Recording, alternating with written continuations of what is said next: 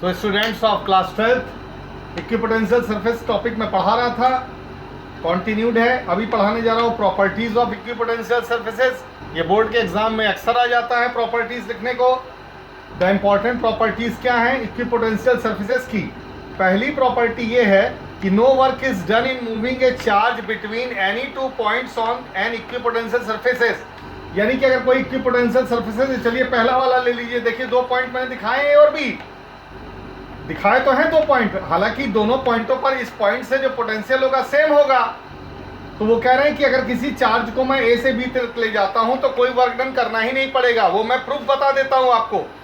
We A minus V B मैंने किया potential difference की डिफिनीशन के अकॉर्डिंगली।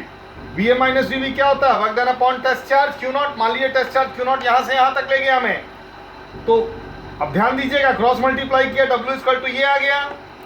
चूंकि यहां से इक्विपोटेंशियल सरफेसेस है तो यहां का पोटेंशियल और यहां का पोटेंशियल सेम होगा।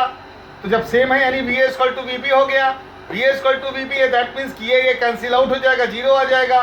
Zero into q naught zero हो गया। यानी कि इक्विपोटेंशियल सरफेसेस में किसी चार्ज को मैं मूव कराता हूं तो किसी भी प्रकार का कोई वर्क डन करना नहीं पड़ता है। आइए पेज नंबर 2 पर। Number 2 property, the electric field and hence lines of forces are everywhere at right angle. यानी कि इक्विपोटेंशियल सरफेसेस पे जो भी इलेक्ट्रिक लाइंस ऑफ फोर्स निकलती हैं, फिगर में देख लीजिए पेज नंबर 1 पे, वो परपेंडिकुलर होती हैं। मैं पहले भी पढ़ा चुका हूं जिस सरफेसेस से निकलती हैं। Number 3, in a family of equipotential surfaces the surfaces are closer. यानी कहने का मतलब ये है कि जहां पर सरफेस क्लोजर है चार्ज के पास, वहां पर इलेक्ट्रिक फील्ड की इंटेंसिटी ज्यादा होगी, ठीक है। और जैसे जैसे दूर जाएंगे उस सोर्स चार्ज से वो फार्दर अपार्ट होते जाएंगे, यानी इक्विपोटेंशियल सरफेसेस एक दूसरे से दूर होते जाएंगे। क्लियर? यानी कहने का मतलब यह है कि जहां इलेक्ट्रिक फील्ड की इंटेंसिटी ज्यादा होगी वहां इक्विपोटेंशियल सरफेसेस एक दूसरे से बहुत क्लोज होंगे। क्लियर? और जहां इलेक्ट्रिक फील्ड की इंटेंसिटी कम होती जाएगी वहां इक्विपोटेंशियल सरफेसेस एक दूसरे से दूर होते जाएंगे। चौथा प्रॉपर्टी है कि no two equipotential surfaces can intersect each other. यानी कोई भी दो इक्विपोटेंशियल सरफेसेस एक दूसरे को इंटरसेक्ट नहीं कर सकते हैं। Next topic is electric field as a gradient of electric potential.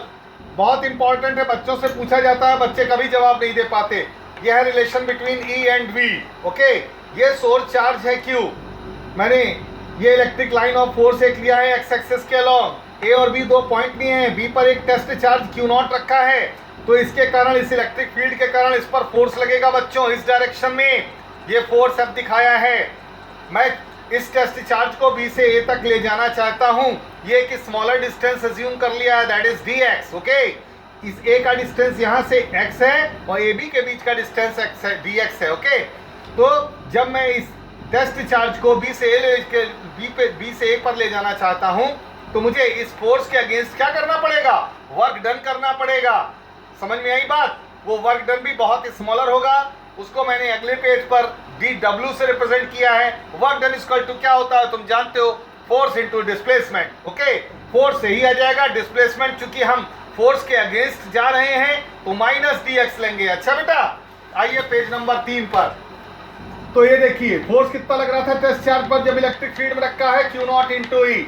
अब चूंकि आप बी से ए तक ला रहे हैं तो आपको इस फोर्स के अगेंस्ट वर्क डन करना पड़ेगा। वर्क डन भी छोटा सा होगा क्योंकि the displacement is smaller.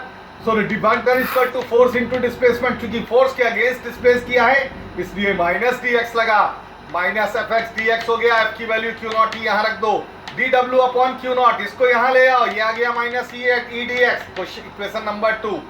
Definition क्या कहती है पोटेंशियल डिफरेंस की?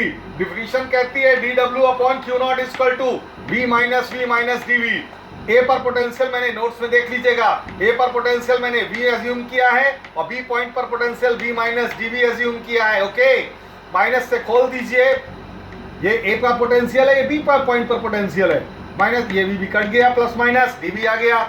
अभी इक्वेशन नंबर 2 और 3 को हम क्या करने जा रहे हैं? इक्वेट करने जा रहे हैं। इक्वेट किया तो this value will be exactly equal to this K, therefore E equal to minus DV by D X. DV by D X क्या है?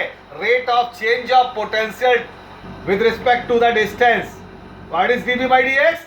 The rate of change of potential with respect to distance which is also called potential gradient. इसको क्या कहते हैं बेटा? Potential gradient कहा जाता है। माइनस साइन किस बात को इंडिकेट करता है? माइनस साइन इस बात को सिग्निफाई करता है, negative sign signifies that potential decreases in the direction of field. जैसे जैसे हम डायरेक्शन ऑफ इलेक्ट्रिक फील्ड में जाते जाएंगे, पोटेंशियल ग्रेडियंट क्या होता जाएगा? डिक्रीज करता जाएगा। क्लियर? Thank you.